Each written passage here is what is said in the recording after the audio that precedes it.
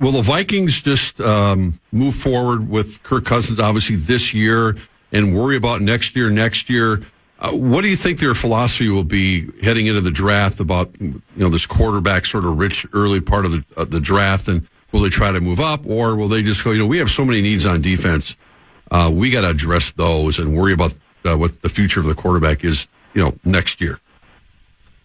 It's a good question, Rosie. And, the Vikings have kind of pushed off a decision on Kirk Cousins for a couple of years now. A year ago, they did the 1-year extension, which gave them the control they have now over the situation. Cousins had, by many accounts, a career year, just statistically, the number of games they won, how he played in the clutch.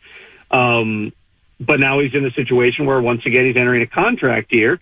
And it never made sense for Kirk, from his standpoint, to do another 1-year extension. Either let him play it out and he gets to market next year, you have to find out what he's worth, or do a long-term extension. And there were talks. I think that there was, some speculation that, the Vikings didn't want to do a deal, or Kirk didn't want to do a deal.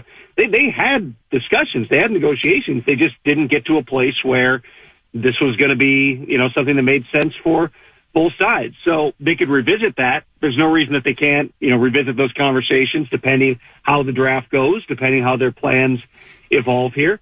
But to the extent that right now they have a quarterback who's, I believe, 35 years old, entering a contract year, it would not surprise me at all if quarterback is a consideration at 23. Now the question becomes, who is still on the board at that point? Bryce Young, based on virtually everyone I've talked to within the league, is most likely going to be the pick at number 1 to Carolina. C.J. Stroud is likely the second one off the board, whether that is at number 2 to Houston or to someplace else. You have Will Levis, and you have Anthony Richardson, who's, a physical freak who's going to need some time. Those guys, quite possibly could all be off the board in the first 5 to 10 picks of the draft.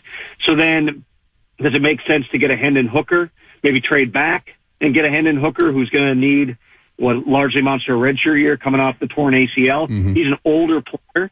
I believe he's 25 or 26 years old, but if you get him, in the first round as opposed to in the second round, you get a 5th-year option, so you really still get that extra year on the contract. Is it one of these other guys? Do you get somewhere in the 2nd, 3rd, 4th rounds and at least get somebody into, the development phase, whether that's a Jake Dinner out of Fresno State or, Aiden O'Connell from Purdue, one of those different guys? I think all options right now are on the table, and that includes Kirk Cousins remaining the quarterback for the long haul here. Just at this point, they haven't come to an agreement on what exactly that's going to be. And at this point, I don't anticipate that's something that's going to happen before the draft.